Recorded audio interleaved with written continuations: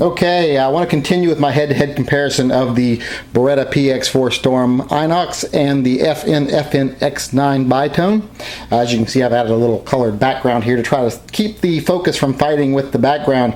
I've got that marbled texture on the top of my workbench out here, and it's fighting for focus with the guns. It's wanting to focus on the background instead of focus on the foreground. So hopefully this will solve that problem.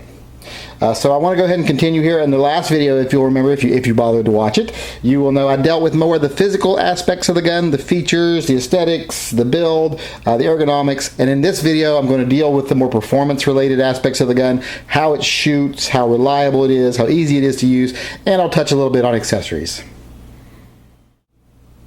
Okay, first off, we'll discuss reliability. Now, this is going to be a wash on both guns because both guns got 100%. So both guns are a 10 in reliability. Both guns fired every round. Both guns ate both full metal jacket and hollow point ammunition with no problem whatsoever from the 2 or 3 different manufacturers I've put through them now.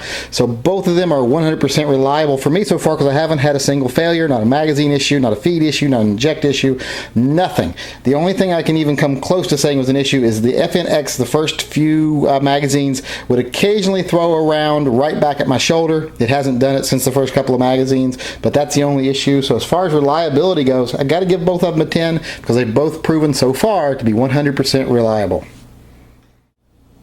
Okay, now we'll discuss performance at the range for both guns.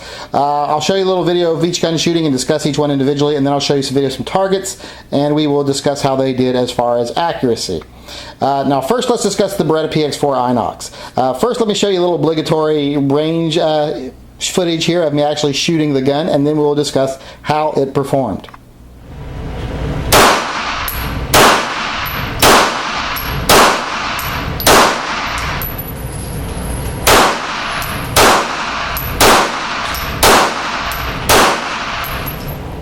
Okay, as you can see, the gun handles very well at the range. As I have said before, the PX4 is probably the easiest shooting gun I have ever shot as far as polymers are concerned.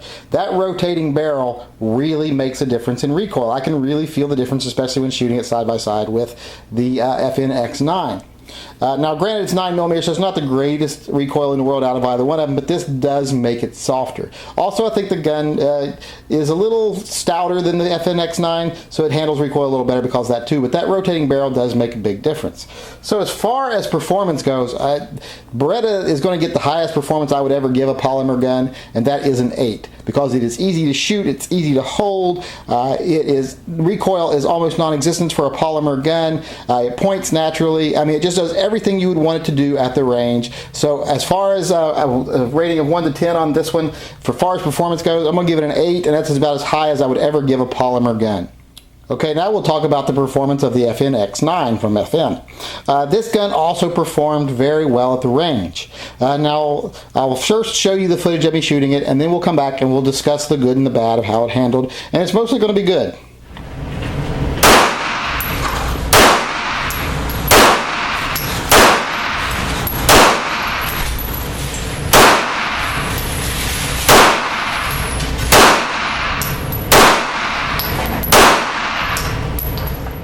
Okay, as you can see, it handled competently at the range, and I think at one point you can see what I was talking about, how it ejected casings back onto my shoulder at one point, but like I say, it has stopped doing that, so I'm not going to give it too hard a time about that. Now, as far as performance goes, it performed flawlessly, it shot well, it shot accurately, it just did a really good job. Now, it doesn't perform as well as the Beretta does, simply because it doesn't seem to handle the recoil quite as well, and it is a little rougher to hold on to. That grip texture right there is a little bit on the rough side, so it does affect you a little bit at the range when you're holding on to it for a while. So as far as performance goes, like I said earlier, 8's about the highest I would ever give a polymer gun, but this gun does really well. It doesn't do as well as the Beretta, but it does really well. So I'm going to give this gun a 7. Like I say, it just has those few little issues of it doesn't seem to handle recoil quite as well. The grip isn't quite as comfortable, and it did have that little casing eject issue, but I'm not going to really fault it for that. So we'll give it a 7 out of 8. Okay, now we will discuss the accuracy of the two guns.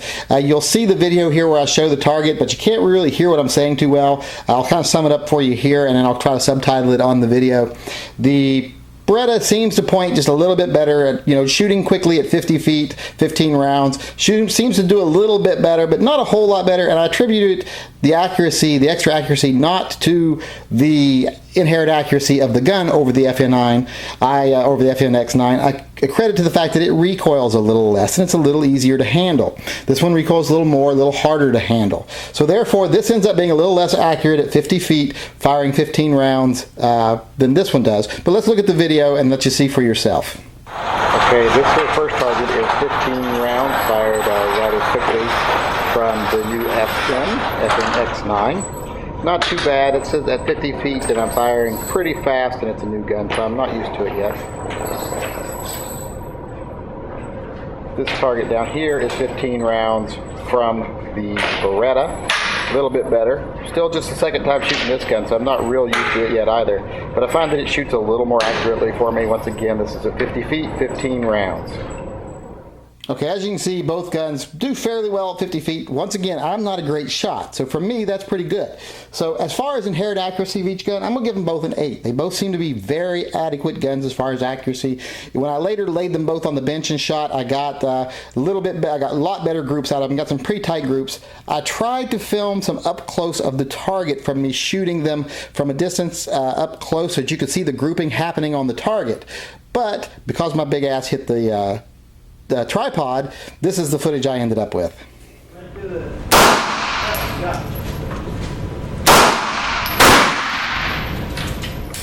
Okay, as you can see, that doesn't do you much good, but taking my word for it, when you bench both of these, they both do very well in accuracy. So once again, 8 for both of them as far as accuracy is concerned. I'm sure you will do very well with these. They are far more accurate than I'm able to shoot them. They're way more accurate than I am. So 8 for both of them. Okay, now let's just talk about the ease of use of both these guns.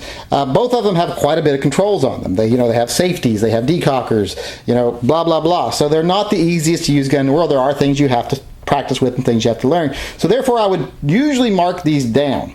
But since it's not the case with both of these, simply because they both have decockers and they both have safeties, but they both have the option of being carried with no safety on and having a simple double action pull for your first shot and single action pulls afterwards. So you can't get much more simple than that. The controls are easy to use. They're easy to find. Now I will give this one the advantage that this safety is easier to use than the safety on the Beretta. And this takedown lever is easier to use than the takedown lever on the Beretta, but the Beretta has its pluses too. As you can see, the slide-mounted safety is not quite as easy to use on the Beretta as it is on the FNX, and the takedown lever is not as easy to use on the Beretta as it is on the FNX. But I think the slide stop is the slide release is a lot easier to use on this gun than it is on the FNX. And like I said, both guns are able to be carried. Just hammer down, double action only. So both guns are going to get really good ratings from me as far as ease of use. I might rate the Beretta an 8 and the FNX a 9, simply because of the other controls are so much easier to use on it, and the slide mounted, the frame mounted safety is easier to use than the slide mounted safety. So overall, I'm not going to mark them down too much because they're complicated guns, because they do have that option to carry them, simply carrying them with no safety on in double action mode. So 8 for the Beretta, 9 for the FNX. Okay, one topic I want to discuss here about where both guns seem to fall down is accessories. Neither one of them are flooded with accessories you can get for them. They're not like Glocks where you can find tons of stuff for them. They're very limited in what you can find aftermarket for either one. Now I will say with the Beretta, I did have an easier time of finding a threaded replacement barrel than I did for the FNX. Now the FNX has an FNP barrel that they say fits it, but it's more expensive than the one for the Beretta, so I give the Beretta the edge a little bit, but I was able to find a few more holsters for the FNX2 than I was for the Beretta.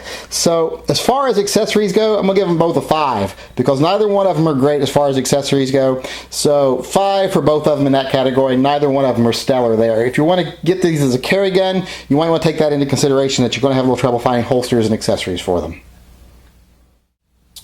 So in the end, when I add up the numbers and I decide which gun I think fared the best, it's going to be the Beretta. I like it better. It seemed to handle better, It seems to be a little more accurate for me.